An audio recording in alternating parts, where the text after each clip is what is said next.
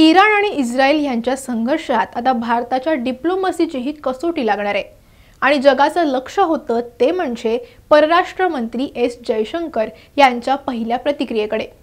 S Jaishankar यांनी या संघर्षावर पहिल्यांदाच भूमिका मांडताना जे शब्द वापरले आहेत त्याने भारत या विषयाकडे किती गांभीर्याने पाहतोय आणि पुढचं धोरण कसं असणार आहे याचाही अंदाज आलाय। एस जयशंकर हे संयुक्त राष्ट्राच्या सर्वसाधारण सभेसाठी अमेरिकेत होते हे आपल्याला माहिती आहे। एक दिवस आधीच एस जयशंकर म्हणाले होते की मध्य पूर्वेतला संघर्ष संपण्यासाठी भारत मध्यस्थी करायला तयार आहे। मात्र त्याच्या दुसऱ्याच दिवशी इराणनं इस्रायलवर मिसाईल सोडून हा संघर्ष आणखीन तीव्र बनवला। इस्रायल तेल अवीवपर्यंत पोहोचलेल्या या मिसाईलला उत्तर देणार हे निश्चित आहेच, पण हे उत्तर किती तीव्र स्वरूपाचं असेल याकडे संपूर्ण जगाचं लक्ष लागले। त्यापूर्वी एस जयशंकर अमेरिकेच्या परराष्ट्र मंत्र्यांना नेमकं का भेटले आणि अमेरिकेच्या सुरक्षा सल्लागारांनाही भेटण्याचा अर्थ नेमका काय आहे हेच मी तुम्हाला या व्हिडिओतून सांगणार आहे। नमस्कार, मी कोमल आचरेकर आणि तुम्ही पाहत आहात महाराष्ट्र टाइम्स इंटरनॅशनल। आमचं यूट्यूब चॅनल जर तुम्ही अजूनही सबस्क्राइब केलं नसेल तर ते लगेच करा। एस जयशंकर यांच्या परराष्ट्र मंत्री म्हणून कार्यकाळात सध्या सर्वात कसोटीचा काळ आहे असं आपण म्हणू शकतो, कारण एस जयशंकर यांना अरब राष्ट्रांना कोणत्याही परिस्थितीत नाराज न होऊ देता इराण आणि इस्रायल यांच्या संघर्षावर भारताची भूमिका जगासमोर मांडायची आहे। धोरणात्मक दृष्ट्या इराण भारतासाठी महत्त्वाचा आहेच, शिवाय इस्रायल तर भारताचा प्रचंड जवळचा मित्र आहे। इराणनं इस्रायलवर हल्ला केल्यानंतर भारतासाठीही आणखीनच तारेवरची कसरत बनली आहे। एस जयशंकर हे सध्या अमेरिकेत आहेत आणि त्यांनी या घटनेनंतर सर्वात आधी अमेरिकेचे सचिव अँटनी ब्लिंकन आणि राष्ट्रीय सुरक्षा सल्लागार जेक सुलिवन यांची भेट घेतली। भारतीयांना अत्यावश्यक नसेल तर इराणचा प्रवास टाळावा, याशिवाय या दोन्ही देशांनी आपापल्या नागरिकांची योग्य ती काळजी घ्यावी अशी प्रतिक्रिया एस जयशंकर यांनी दिली आहे।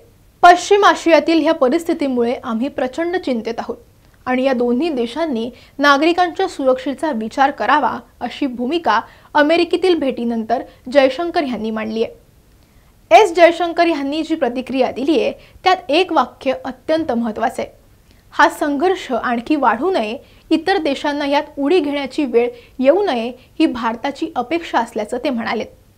पण संघर्ष पेटण्यापूर्वी अमेरिकेत जाऊन भेट घेण्याची आणखीही काही महत्त्वाची कारणे आहेत।